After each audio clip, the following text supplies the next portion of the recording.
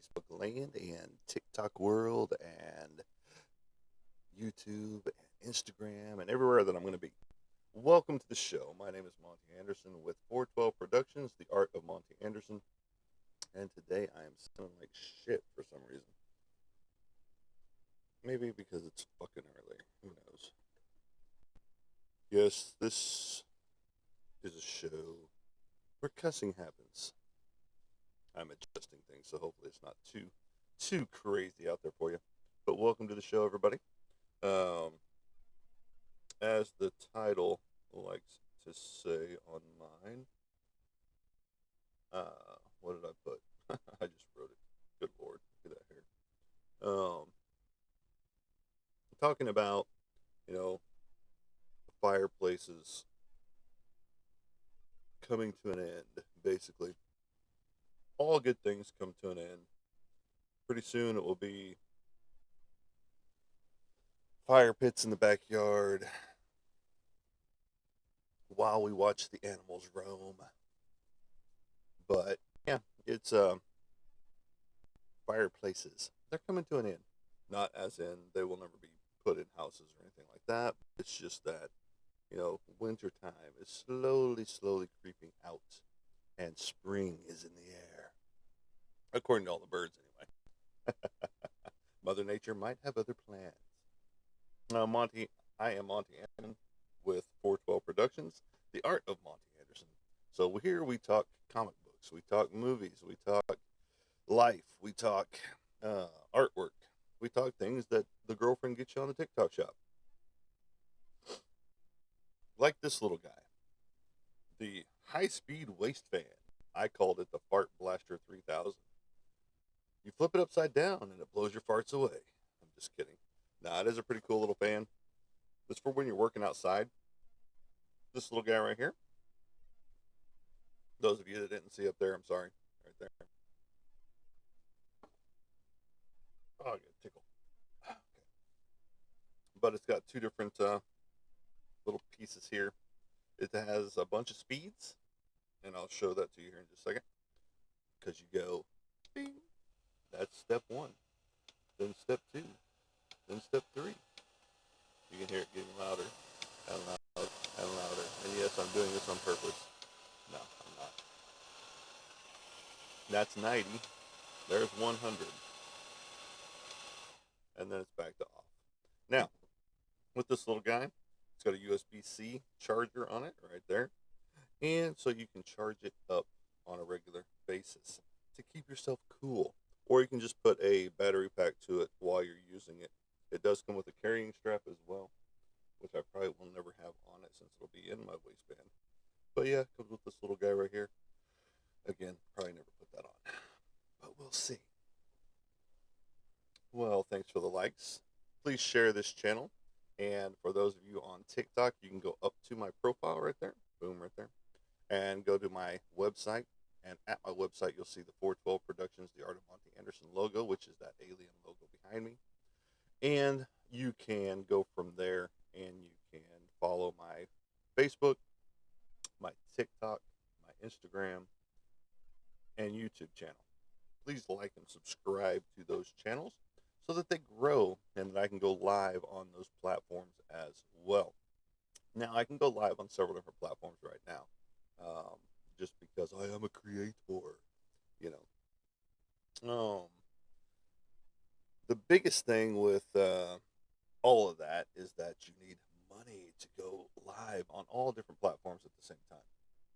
And that's what I'm working on for this year is I'm probably going to use a program to be able to do that.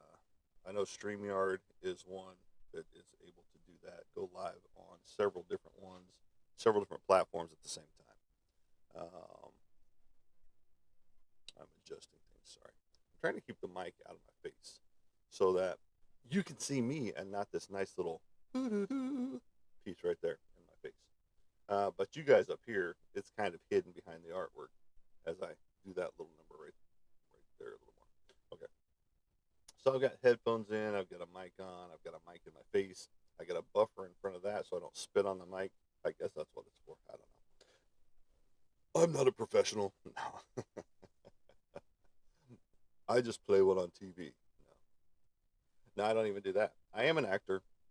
I just got done voicing, doing a voiceover, uh, a voice actor for this piece for a Power Rangers movie. It is a Power Rangers fan film, and it's going to be pretty cool. This group organization producer already has the title song for this and a promo video for the show already out there on their Facebook page and Instagram. And I got the opportunity to play Champ, which is, I guess, the second in command, basically, uh, underneath a specific bad guy character, the main bad guy that fights the Power Rangers, if you will. So I got to voice that over. I've sent him over some clips to see if he likes them, what I've given him. Hopefully he does, and we will go from there. I've got the rest of them.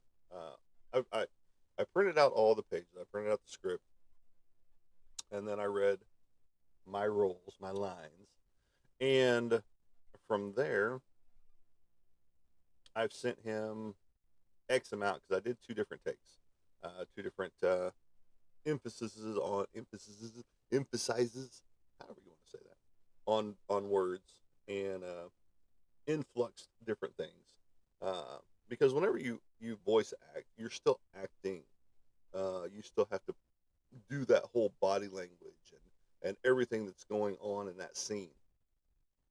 Because if you don't, it comes out flat.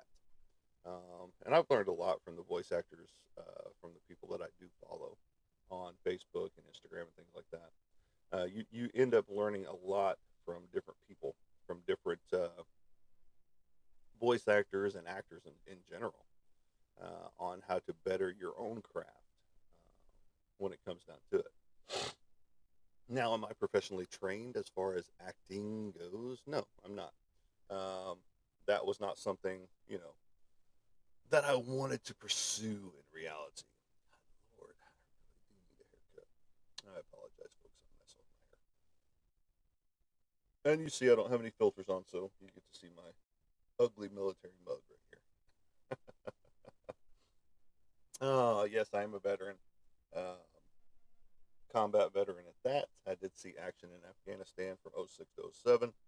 Um, More than, some people see in their careers. But, it's fun. It was exciting. Had I done it out of high school, I would have retired from it. This hair is just not going away. But just grab my scissors over there and chop it off. Just get behind the ear. Just get behind the ear. If I can make it go behind the ear, it'd be all right. Get up under the hat. There we go. That's better. That's a little better. So, right now, I am an artist. Well, not just right now, but I've been an artist for a while. I'm working on a David piece where he's crying after Marcos dies in the movie of Lost Boys, if you know that movie. Uh, David from the Lost Boys, which is Kiefer Sutherland. He does cry in the movie. Cry, little sister. That's one of the songs if you don't know. But I'm going to show this to you right here. This is him, right there, right there. He does have the tear coming down on his face. This is going to look cool. It's going to glow in the dark, look cool under black light, all that good stuff. And I really need some over-the-ear headphones. These are killing me. I do have some over-the-ear headphones, but they don't pair up the way I want them to. They aren't just plug and play. They're Bluetooth compatible. And this sound card that I have that I got from the TikTok shop with this whole podcasting kit, basically, is not the Bluetooth version. Uh, oh, you guys aren't hearing me out there? Are we on? How about now? How about now? Can you hear me? Can you hear me now? Can you hear me now? Sandra, can you hear me? I apologize for those. Okay, cool. So this turned itself off for whatever reason. Double checking. I gotta make sure that I guess I gotta make sure that I've got it, pointed at you guys. I don't want to sit here and hold it. But I appreciate you, Sandra. Nobody else was telling me that I had no sound. They were just watching my mouth flap. Okay, there we go. All right, so we were talking about voice acting, fireplaces, how the season is changing to that nice spring weather. And fireplaces are coming to an end, and it's going to be outdoor fire pits soon, season. Because you want to gather around and talk to your friends and your loved ones around your fire pit while you watch your animals graze out in the field. Yes, I homestead as well as do artwork. So it's a fun time around here sometimes, especially all hours of the night when your animals want to get up and pee, like the pig that's in the house and the dog. The pig, for the most part, oh, good lord. I'm wondering if it needs to be charged up. It's been a little bit since I've charged it. Let me try the other one real fast. But I appreciate you, Sandra. You're keeping it real over there. Where is the other one? Right there. See, luckily this thing came with two different mics.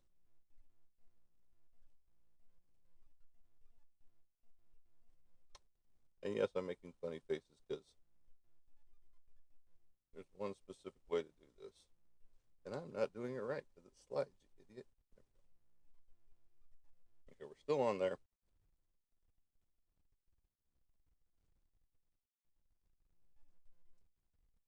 What I'm going to do is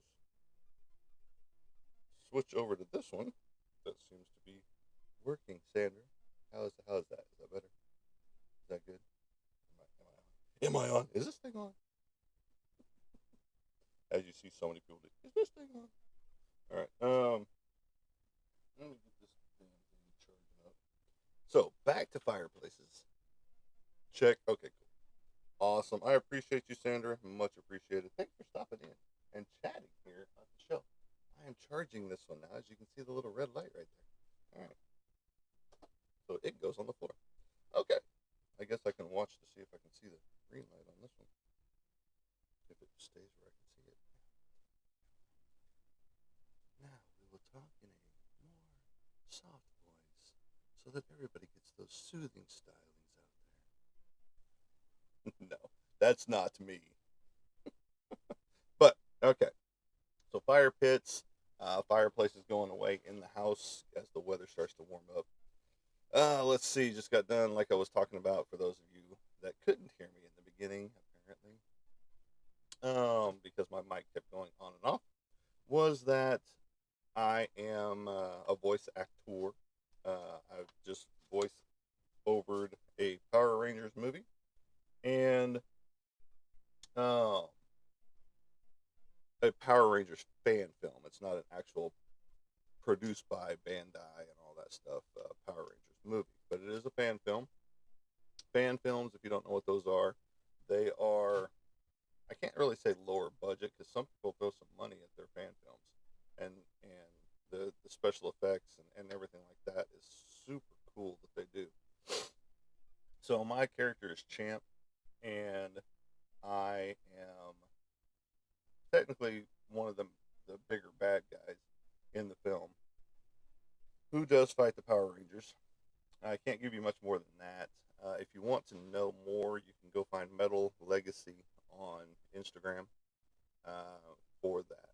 So hopefully we can keep this up and running. And hopefully I get people like Sandra and other people to, tell me when I go off, Mike. Because at that point in time, I'll just take the receiver out and talk to you like I have been before. But this brings my voice to you closer, and you can hear me if I go across the room as well. So, but so I homestead. Good God, this is why I need over-the-ear headphones, so that these damn things will stop popping out. They don't fit my ear anyway. I hate them.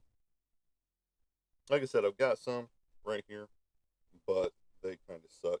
They don't Bluetooth to my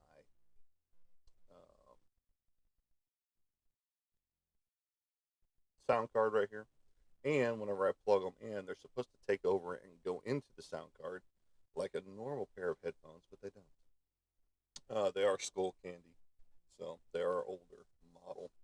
But I just need to get me some new ones and some. I can't really say professional grade because I'm not professional grade. Only in my artwork am I professional grade. Everywhere else, I'm a klutz for the most part. If I'm not work, if I work outside and I'm not bleeding, that I work outside. I mean, really, I end up with cuts and burns and everything else on my hands. That's not what this is from. This is my art glove. Keeps me from smudging up my artwork that I work on a regular basis. I do have two commissions going at the same time. Another friend of mine just hit me up for a gaming logo for his gaming channel. Whenever he gets that up and running, which will be soon. I mean, I'm sure it's already up and running, and he's already doing his gaming on it. But he's wanting a logo that he can green screen behind him, just like I do mine right here, and you get to look at my beautiful work on a regular basis. Now, if you're on Facebook and YouTube, you can see my artwork right there, all of it right there, and not all of it. That's just a portion of it over there. That's just some of my newer pieces, especially like the Art the Clown on the base on the metal saw blade. Yes, I use real saw blades for some of my artwork. In fact, I did Billy the Puppet from Saw on there as well. And so um, I've got some up for sale. I've got a clock right now of Billy the Puppet. I've got a bunch more saw blades that I'm going to be working on this year to get prepared for the 2026 season. I'm taking this year off to make better prints of some of my artwork and also make canvas prints of my artwork as well. So if you want something substantial but you don't want to pay the original price of the painted piece or even the paper piece, which in my opinion isn't expensive at all, but um, with that, you have the opportunity to get a canvas piece, which is something a little bit more substantial, but you're not paying the full price of the actual painted piece. Say you don't want to spend $500 or $600 on the painted piece, you can get a canvas print of that same piece of artwork for like $75 to $150. So you're downgrading, so you're not getting the original, but you're still getting a quality piece of artwork that is substantial to.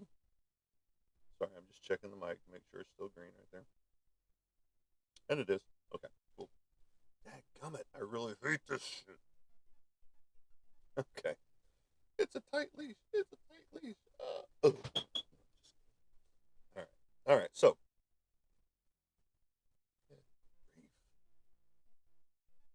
I guess my ear holes aren't big enough. Oh, it's always fun around here. So, with that, started working up some new plans for some new chicken coops and for the new layout so that we get maximum efficiency from our birds, our chickens that we have. We've got, excuse me, we've got 8 new layers. 7 of them won't be ready until the end of March and early April. We have one that has just started laying as of the past couple days. And then we also have, um, what is it, 6 other ones that are laying right now. So 7 layers total right now. Well, I had to take one off the board because she hasn't laid in a while. Copper. She hasn't laid in a little while. So, and we're talking about eggs here, folks. So we have our own eggs. We sell our own eggs. So that's part of the homesteading. Just like when I get the meat chickens and butcher them up, we'll have our own meat in the freezer and some to sell off. Because you don't just keep it all for yourself. You want to sell some off so that you're making money to keep the feed coming in, because these birds don't pay for themselves, especially right now, especially with the feed that you got to buy.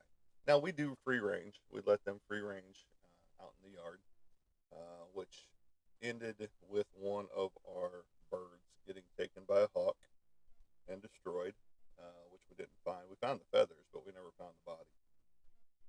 And she was a good layer as well. Um, but so we lost one bird to hawk damage. You do, and that's part of homesteading. You lose animals to different things, because we do have coyotes around here. We have neighborhood cats around here. We have raccoons, all that good stuff. And so you want to protect as much as possible when it comes to how you house your birds and all that good stuff. So we put the protective barrier around the bottom so that animals can't dig into the run and on a regular basis. And you know, you sorry, folks, getting that hair, getting that hair. All right, and so you dig down about a foot down, and then you put down a barrier, protective barrier underneath your chicken run edge, so that when something tries to dig in, they run into wire, and it just discourages them from digging into your coop. And I use different methods um, when it comes to that, as far as what I use. So it's always interesting to see um, what becomes a barrier at that point in time. So I am, like I said, we are going to be building a new coop. So we made some new designs. Uh, Basically, a 8x10 coop is what it's going to be. Tin roof to keep the water out and keep them dry. Um, but it's going to be interesting to get it all going, because I'm opening up 50 extra feet of my property that we didn't know about until we found the original survey mark where it was laying. And my neighbor told me about it. Actually, he said my property goes further back, and I just haven't done anything with it because it's so overgrown back there. And I'm like, really? So I went looking behind my fence, and boom, lo and behold, he's right. I found the survey mark. And so with that, it's like, okay, cool. That's 50 extra feet for garden space back there. Now I do have a bunch of cleanup, because the last two people that have lived in this house, um, they just threw a bunch of crap, a bunch of shit over the fence. So there's carpet, there's busted vacuum cleaners, there's electronics, everything's dead broken, and I mean coffee makers, anything that they could throw over the fence without throwing in a waste bin or burning in their yard like they did this entire yard that I'm in, is over the backside of the fence. So, which means that I have a lot of cleanup behind my fence to do. If I could just burn it off in an incendiary fire, that would be awesome. But I can't do that. Even though I am in the country-esque setting, um, there's still certain things you can't burn out here. As I found out from when the neighbors over there, it wasn't the neighbors now, when the landlord, the landowner over there, had someone over there cleaning up the properties, he decided to burn a whole bunch of shit in the backyard, and it had plastics and things like that. And somebody called the police, or called the fire department on him, and they showed up and told him, "Hey, you can't be burning all that stuff. Now, if it's grasses and tree branches and wood and stuff like that, and wood debris and things like that, that's fine. But if you're burning plastics and everything else, that's a no-no." And so he got in trouble and almost got fined for it. But you know, uh, and I've got a bunch of that type of shit in that big old pile of stuff behind my fence that they decided they would throw over the fence instead of throwing into a waste barrel, or getting a roll off dumpster, and throwing all the stuff inside that dumpster. So I've got a lot of cleanup to do behind the fence. But on the same token, it's virgin ground back there, meaning that a lot of stuff is broken down, composted down, and hopefully it's some great soil for a garden back there. That's the big thing because we are self-sustaining. I do a garden every year. Last year we got a good, decent amount of produce off of it. Not enough to sell off or give away, but enough for us here at the house to sustain us and some of the animals at the same time. And that's the goal when you're homesteading is to self-sustain. Now, there's also going to be opportunities to create new greenhouses.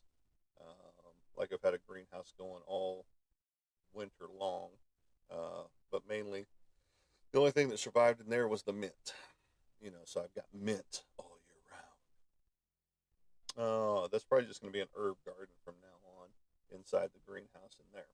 I am getting ready to start my seeds up, which I should have already got some of them started already, but it doesn't take long on seeds. And I try not to buy a whole bunch of commercial seeds out there, just because a lot of them end up coming with aphids. Like I've bought so many plants from Walmart that are seedlings starts already, but they have aphids on them, which means aphids get on everything else whenever you bring it to your house, and they like certain plants, especially like my pepper plants, and so they attack the the blooms and basically kill your peppers. So and then they end up killing the plant because they suck the life directly out of it. And unless you introduce 50 million ladybugs into your property, you're not going to get rid of these things. Uh, the only thing I found is it's close to diatomaceous earth. It's a white powder, not cocaine. It's a white powder that you pour or sprinkle over your plants and ground, and it keeps bugs away and um, it gets rid of the aphids. Now I know aphids have their place in the world. I know that they're good for certain things. They're food for other animals or other insects and things like that. But I don't want them on my plants just because I want to eat what I'm producing. I don't want to just go out there and find a plant that is not bearing any fruit or vegetables. Um, because at that point in time, it's time to just chop it off and start over. Um, it's just like when webworms get into your walnut trees or your pecan trees, they can destroy an entire tree in no time flat. So you want to clip the branch that they're on, and then you want to burn that. We all do know that they serve a purpose. They feed the birds and all that good stuff, but they also take away from stuff that you're trying to grow. So, and I know a lot of people, you know, side with PETA and all that stuff, but you know, unless you're a total vegan, which I totally get, and there's a lot of people out there that are vegan. I'm not one of those people. I like my meat, so you know, and so there's a fine balance, is what I'm trying to get to in everything that you do. There's a fine balance with doing artwork, which I start as soon as I get up, which for me is sometimes between 1 o'clock in the morning or 3 o'clock in the morning. It just depends on the day. And from those points in time, there's a specific time you go out and do your feedings or letting your animals out to roam. Like our chickens, they roam the backyard in a certain section all day long. So they're free ranging. We don't keep them cooped up. We don't keep them, under lock and key, 24/7. They they are in their coop right now, protected at night, and in the morning we open up the door and let them roam, and they enjoy that tremendously. And it helps them out too because they get a whole new section. They get to, move their legs, and whenever they want to go lay their eggs, they go do their thing in the nesting boxes. And we've got one that's a little broody, one of the birds. So she's sitting on the nest, you know, basically 24/7. Now, whenever she gets over her brood, which means she's wanting as many eggs under her as possible, she will get off. Oh, good lord. Sorry. She will get off that nest and go back to being her normal self. But right now, she's pecking at your hand as you're trying to get the eggs and all that good stuff, or even try to see if she's got an egg under her. And so she'll peck you and she'll bite your skin, and hold on. But it doesn't really hurt. They're not intimidating. They're a bird. Okay, it's not like Alfred Hitchcock's The Bird where they come and peck your eyeballs out.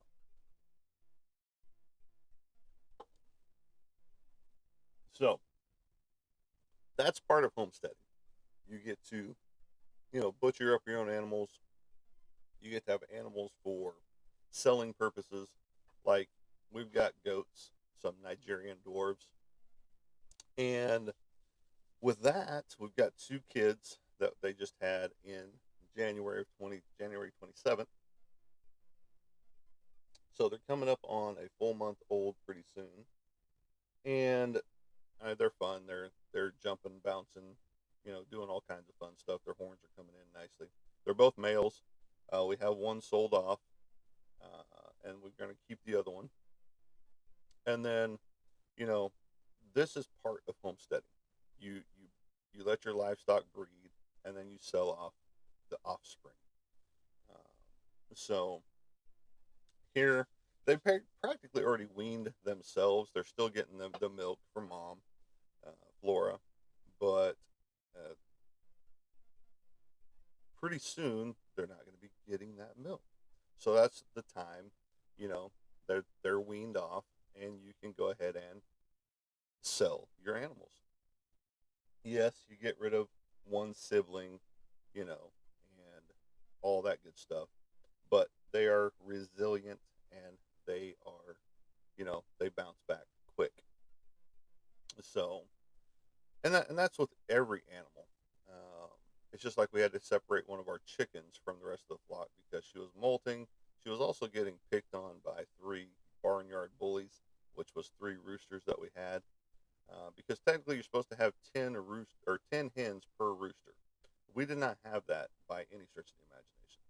So you get some birds that get picked on more than the other ones, and unfortunately they happened to be this one particular bird, Red, and she ended up getting most of her feathers plucked off of her from the back of her neck down the base of her down towards her tail feathers. So we had to separate her for a while, and we've just now reintroduced her back into the fold. And she's getting picked on a little bit, but not as much as she was. But that's to be expected. Even the new hen that we've introduced in is getting pecked at by some of the other birds. And so you've got it's the nature of things. They will all flock together, if you will, lack of a better word, and they will bring back this thing on. Okay, they will bring back the continuity of themselves, meaning that they will all work together as a cohesive unit, especially once they're get together with each other and are around each other more and more. So this new design for one of our coops that we're working on is going to have a introduction area. So when we get new chickens, we'll put them in this little area. Everybody can be close together, but they can't get to them to peck at them or endanger their lives, which can happen because we have heard of stories. It hasn't happened to us of the bigger chicks basically pecking smaller chickens to death. Like if I were to take our five Iam Sanamis, which are solid black birds, and stick them out there in the coop right now, all five of them would probably be killed. Good morning, Roy. About time you show up. Did you just wake up? We've been on for 40 minutes already. welcome to the show, Roy. Thank you for stopping in. Hopefully, you stay with us for the remainder of the show. So we have to keep them separate in a brooding box. The brooding box, you change the lights. Well, we didn't yesterday, but we will today. You go from the red light for the nighttime to the white light for the daytime.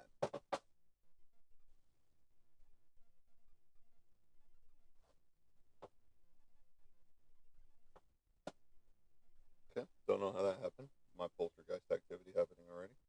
So right now on our living room, our kitchen table, not living room table, our kitchen table, we have a brooding box with a heat lamp about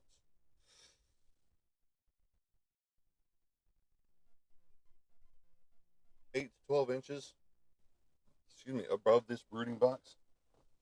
It keeps them warm, but it also lets them sleep at night with the red light and then awake during the day, and they can sleep too with the white light during the day.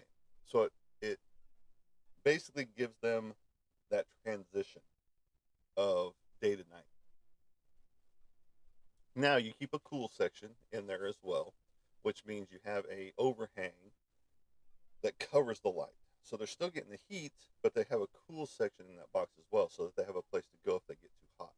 Once they start getting older, getting bigger, a chicken's temperature runs about 107 degrees. Okay, so that's why they're semi-hardy for winter weathers. Now you got some that are hardier for different climates, like Easter eggers. They are heat and cold tolerant. So that means if it's 102 degrees outside, even though they're running 107, they're still tolerant to that heat. Now you want to put some fans out there and things like that for them as well to keep them comfortable. But sometimes you don't have that option. Like whenever I get this new section of coop built, it's going to be way away from electricity. So we're going to be doing a lot of solar stuff to this pen, and that's fine because it doesn't cost me any electricity. Yeah, it's going to cost me water and feed, but you put in a 55-gallon drum, turn it into your water catch system, boom, and there's your new water system. And it stays, when it rains, it catches all the water and it fills up their little trays where they get their water intake from, and boom, you're done. Now, inside your coop, you don't keep water and food. The food and water stays on the outside of the coop, um, just because you don't want to encourage critters inside with your animals, with your chickens. You don't want a whole bunch of mice running around your chickens. Um, but on the same token, the chickens will catch the mice. They do better job sometimes than cats. And but you don't want to feed them a whole bunch of that stuff, on a regular basis, just because birds are carnivores. They will eat dead things. They will eat, dead animals and things like that. It's just a what Lion King circle of life. So I know it sounds gross, but they do eat dead things, other dead animals and things like that. That they opportunistic is what they are. If they find something dead on the ground, they're going to eat it. It's just the nature of things. It's just like if you're in a survival mode and you're out in the middle of nowhere and you come across something dead, like in Survivor Man or Bear Grills or however you want to say his name. He finds all this dead stuff and it's like, well, it looks like it's good enough to eat. I will pop its eyeballs out and go from there. You know, and uh, and so you watch him pop the eyeball out of this goat or whatever it is, and sheep, and then he boils it in the hot springs that he's around, and and then he pops it in his mouth, and you get that black ooze running down his cheek, and down his chin from the eyeball popping in his mouth because he wants to show that off. You know, chickens will do the same thing. Goats, not so much. They're not going to eat something dead. They are not carnivores. They are, strictly vegans, and They will bite you, but not to eat you. So they don't have any top teeth like we do.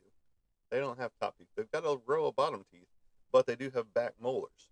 So if they pull your finger in their mouth deep enough, they can bite and chomp down on your finger. Um, and our male goat, he's a ass right now, and he he is trying to destroy everything right now. He's already broken one section of fence that I had built, and to separate the duck section from the chicken section and from the meat section, the meat chickens that we're going to get. But he is ramming everything right now because he's testy. He doesn't have his girlfriend with him because she's mama to the babies right now, and so we tried to put them back together as a cohesive unit yesterday, but he was harassing her because it's been a while for him. It's been a month almost, and she wants no part of it, and so she's running away and just being chased by him constantly. And some people, men and women, know this feeling, being chased on a regular basis, and don't want that. And so we had to separate them again.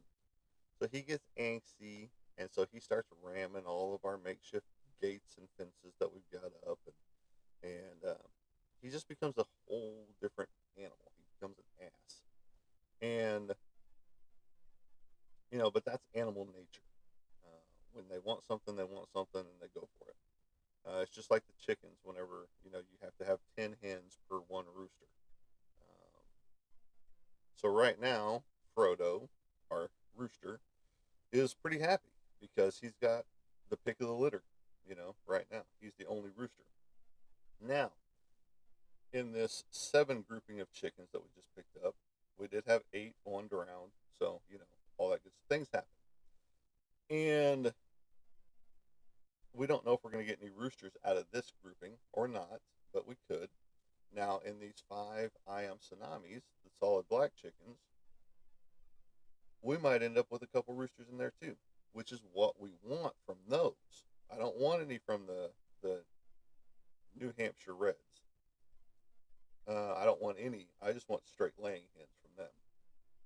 But from these Iam Tsunamis, I want at least one rooster. That's what we're hoping for, the girlfriend and I. And just because we want to create zombie chickens.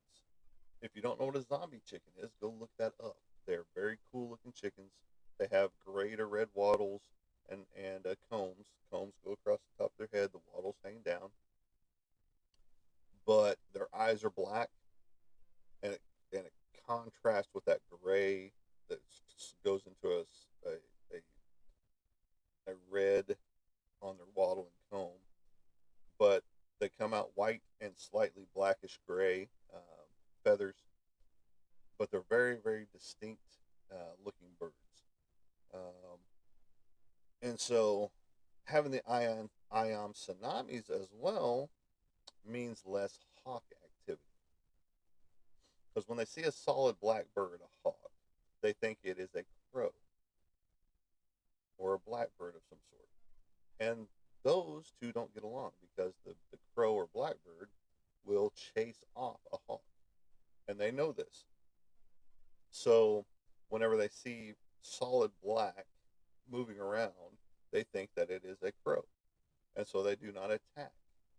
That's some things that we've learned, doing homesteading. Now, on that same token, we're hoping for that rooster so that we can get the zombie chickens because they're cool birds. They're very awesome looking, and we're excited. We're excited to have the Iam Tsunamis because they are a rare bird and they are expensive birds. But luckily, we only paid a small amount for these things. Um, Nowhere near what I'm seeing some of the prices just for eggs on eBay, you know, and or other places. I mean, I saw a place that had 3 eggs for $100 from these chickens. They're not black eggs at all. They're normal looking eggs. Um, so, but these little guys are about this big, literally. I think the biggest one is probably about yay big so far. There's one buff one in there. We're thinking it might be the rooster. We're not 100% sure yet. So, but we're looking forward to it, to have some zombie chickens from the I Am Tsunamis. You're supposed to breed it with a white leghorn, and then it produces that zombie chicken with the gray and red wattle with the black eyes. Because yeah, on these Ion tsunamis, they're a solid black bird. Their skin is black, feathers are black, their feet are black, their beak is black, their eyes are black, the wattle and comb are black. So they're just awesome looking birds. And it's the different breeds of birds out there that do different things, like the Easter eggers. Easter egger means that they produce colored eggs, light pastel blues, pastel pinks, stuff like that. So you don't have to dye your eggs during Easter time. Congratulations. So whenever somebody buys our eggs from an Easter egger, they can go hide the eggs out in the yard and be like, there you go. I didn't even have to dye them.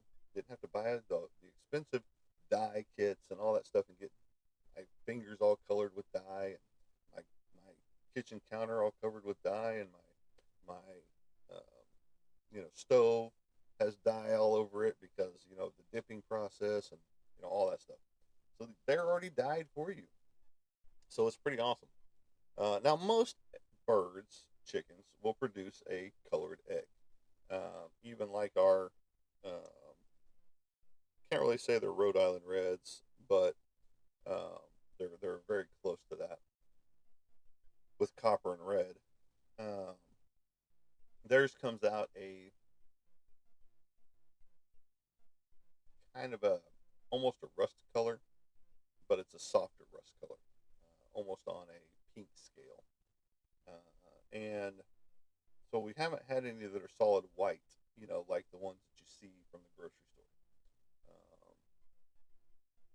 um, at Walmart, the whole puppy mill factory for, all the egg production. That are just solid white with a little red stamp on them and all that good stuff. Ours come out colored and speckled sometimes, and so it's very interesting to see what you get, what you're getting whenever you go out to the coop, to the nesting boxes, and reach in there, and there they are. You get some pastels, and most of our Easter eggers are laying, or pretty much all of our Easter eggers are laying. But it is fun to homestead, to self-sustain, and to be able to sell uh, the eggs at a reasonable price because we don't charge that much, and so we've got a backlog of people waiting right now. So whenever the end of March and early April hit, whenever all these other chicks start laying, we'll be able to handle supply and demand. But we're always getting chickens on a regular basis, so that's why I'm doing a bigger run, a bigger coop, is so that we can incorporate and have uh, more chickens on a regular basis. Uh, because you're supposed to have 4 square feet of space per chicken inside of our coop, and since we free range, they get to get out because if they're too close together on a regular basis, it's just like people. You get irritable. Um, even though you love that person, there are days that you can be irritable towards that person because you haven't had any personal space from them. And chickens are the same way. They like to come together at night and sleep because of the warmth, but during the day, most of them will go off and do their own thing. They will go different corners, they will go different spaces. Now you have your rooster that will, kind of gather some back together and things like that. But for the most part, they do their own thing. They separate. They go find their own food. They forage on their own. And so, that's like us people. What do you mean I'm too close? I'm not too close. You're too close. I will be right here in your face, Roy. How's that? You like that? You like that? Huh? Huh? So, but um, we look forward to having more chickens, and that includes, our meat chickens, our laying chickens, because you produce for what you're looking for, how you're going to self-sustain. Um, Meaning, you get a bunch of meat chickens, 8 weeks they're ready to butcher, done. Um, but you also want to get those laying as well, so that you can continue the process, so that you're always having chickens on hand. And it's just like on the other side, we've started incubating, which means we've got some eggs that we hope are fertile. We should be able to check them here in a little while, not like today or anything, but after 10 days of being in the incubator, you can check to see by putting a flashlight up to the egg, or being in a completely black room and holding a candle, just like they used to do back in the day, to see if you've got movement inside that egg. Now, we're not 100% sure that these eggs are fertile, 100%, because we don't know that our rooster is fertile, if he's shooting blanks or if he's shooting the real stuff. Um, I mean, we know he tries because we watch, we've seen it, and so after X amount of days, 10 days, we can go check these eggs, because it only takes 21 days to incubate. And after 21 days, you should have some chickens. Well, after 10 days, you can go in there and spotlight inside that egg, which is like, being spotlighted by a police car with that little light. You can see movement. And I'm having to learn all this stuff, because this isn't something that I grew up with. Um, we did have a person that we used to go get our chickens from, and eggs and stuff like that, in our hometown. She lived on the outskirts of town, basically, and had a big farm, as far as chickens went.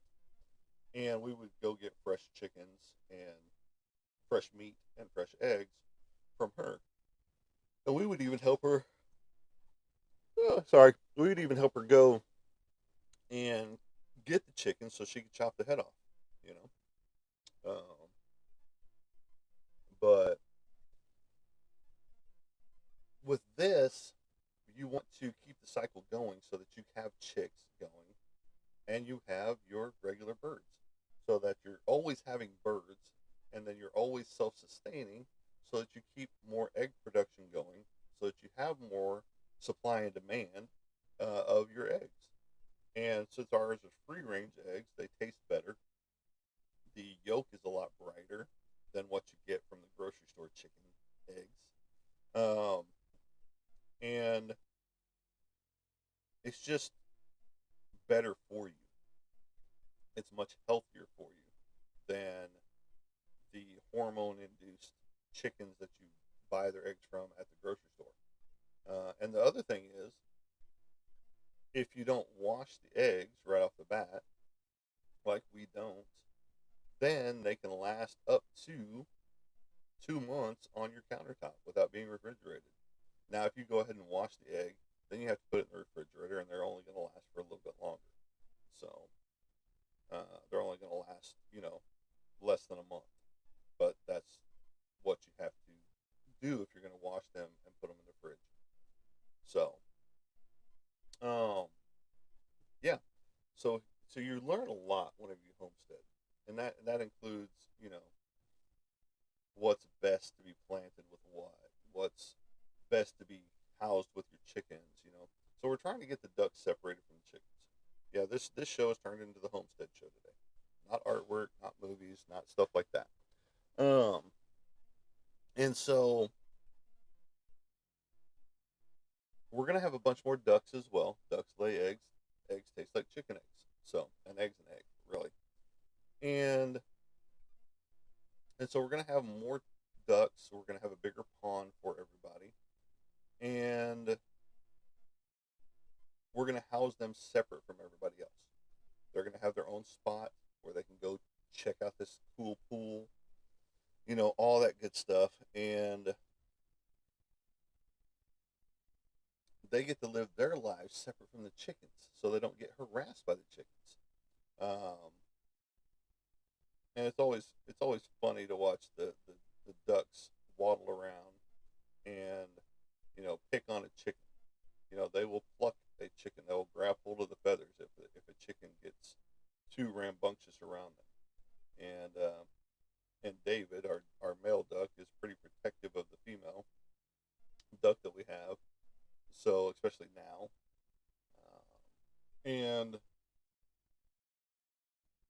so he will grab hold of a chicken's tail feathers and hold on while that chicken's trying to run away, and he will finally let go and all that good stuff. So, but it's always fun.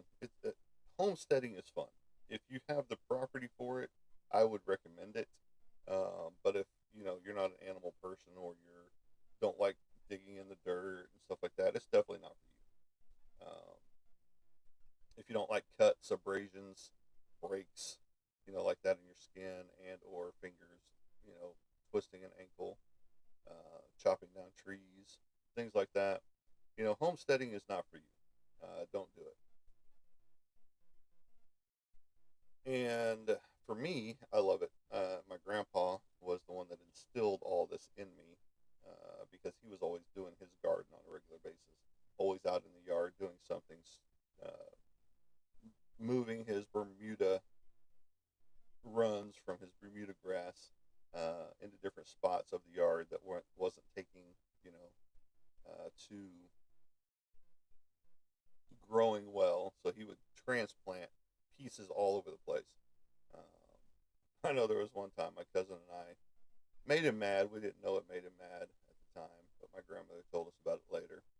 Uh, he had just planted some new Bermuda grass in a section, and unfortunately, it was a mud puddle section. And my cousin and I decided to play in the mud. Well, we didn't realize he had just planted new stuff there, and so we ended up going out there later and taking clippings everywhere else and sticking back in that spot, um, just because we knew we messed up, especially after Grandma told us about it. And so we went out there and tried to, fix the problem. I think it took because Bermuda grass is pretty hardy, and but it was fun. But yeah, he's the one that instilled this in me, and not so much the animal side of it. Homesteading is something that you know again isn't for everybody, and but it's fulfilling and rewarding. It's just like I was talking about on the other day's show. On what was that? Today's the 23rd. On the 21st, Friday the 21st, I was talking about follow your dreams. Don't let somebody squash your dreams, no matter what that dream is for you. Something that you have always wanted to do for yourself. Don't let somebody take that dream away from you. And that's homesteading is a big dream because it can go south in a minute. You have to become your own veterinarian sometimes to diagnose different things. Luckily, you've got in today's society, you've got YouTube and Google and everything else. But back in the day, say the 1800s, you didn't have all that. And you didn't have a veterinarian close sometimes. So and now veterinarians are all about money. I mean, especially if you have a heaven forbid a tragic event happening, on a weekend where it's going to cost you triple. You know, you don't have those old country doctors anymore. That those old country veterinarians and doctors and things like that that will, you know, oh, for a price of eggs, here you go, I'll take care of that. Those type things. Or if you're going to butcher up this cow, I'll take half or even a quarter of the beef. You know, now it's the bottom dollar. That's why we hated taking our dog to the vet on a regular basis whenever her back was down and out because it was costing us $300 a shot, just to take her to the vet. And then we took her to a pet chiropractic, and within 4 visits, she was back to normal. You know, and at $50 a shot, as opposed to $300 a shot, and I'm not talking about like physical shots. I'm talking about price coming out of your wallet shots. There was a huge difference. They were throwing medication and possible surgery from the veterinary side at us, whereas the chiropractor was checking the alignment of everything and boom, fixed the problem. Um, and so, and she's back to her normal self. And this has been a little while since that happened, but you know, it's all about the money, the bottom line, the bottom dollar, and that's everything anymore. I get paid for my artwork. That's why I have commissions. I also have a ton of artwork that's up for grabs and up for sale. So if you're looking for something specific, come see me. I've got 3 portfolios, technically 4 portfolios of artwork. One is a not safe for work artwork. I also have some blank sketch covers that have some not safe for work artwork on them. But for the most part, the stuff that you see up on my YouTube channel or on my Facebook Live right now, you can see the artwork that I do on a normal basis. Not safe for work. Excuse me, not safe for work is not something that I do on a regular basis. There's certain covers and certain elements that demand that type of work. So it's not something that I'm sitting here drawing on a regular basis. Um, Maybe the next show, which will be on the 25th, Tuesday the 25th, we'll talk more about comic covers and things of that nature. Who knows? We'll see. Because life happens in an instant. Uh, Prayers go out to the York family. I just found out a friend of mine passed away here recently, actually, either yesterday or the day before. I didn't even know that she had passed away. Someone that I had met in my travels as a Walmart associate, going to the Walmart meetings as a asset protection associate. So prayers go out to her family and her husband. I'm not sure of all the details of why she ended up passing away, but maybe I'll find out one of these days. But it was unexpected, apparently, from what I'm reading.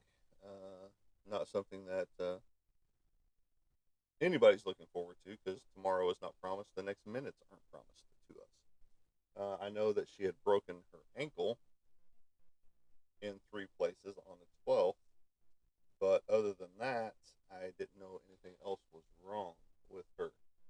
But as of either the 21st or the 22nd, um, their family took a huge loss.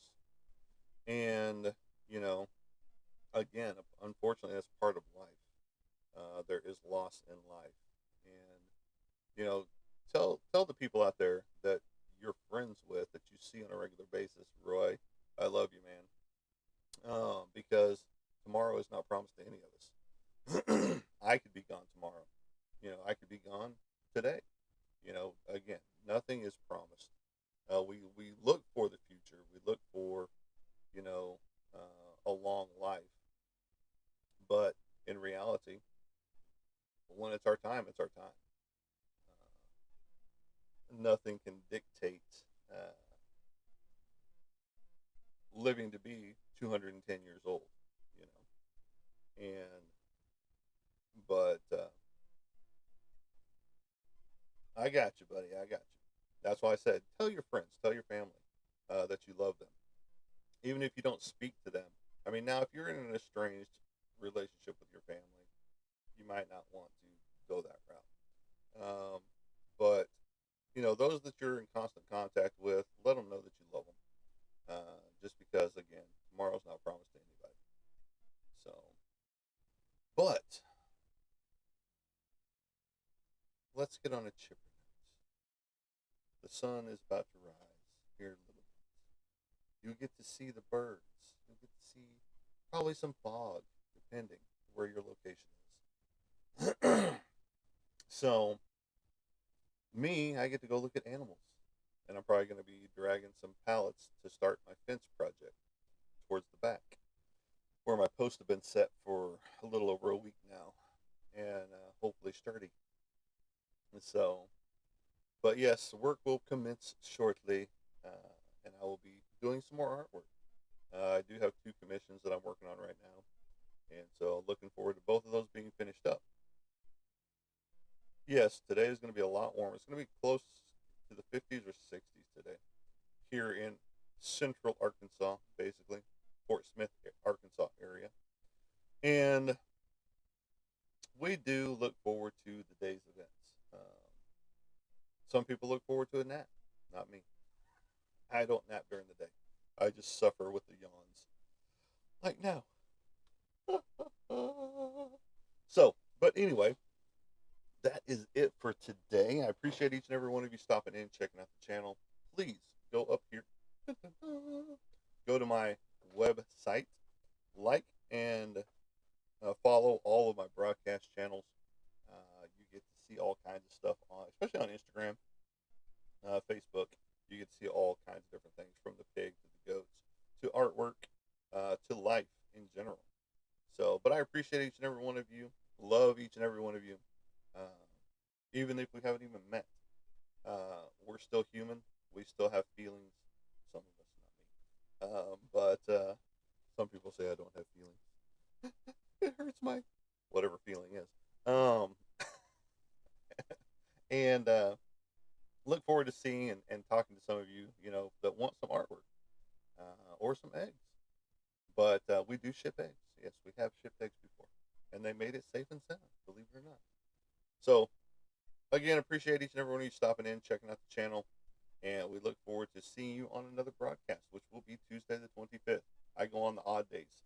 Some days it'll change just because of the month and things like that, but generally on odd days, that's my live shows. But I appreciate each and every one of you. Thanks for stopping in, checking out the channel at 412 Productions, The Art of Monty Anderson, me, Monty Anderson. So get some of my artwork. If you want to know what I've got, hit me up on DMs or go check out my website, because it's got a bunch of art there, and then follow my broadcast channels. But with that, as we leave you, as I always say, we will catch you on the flip side. Have a good day, everybody.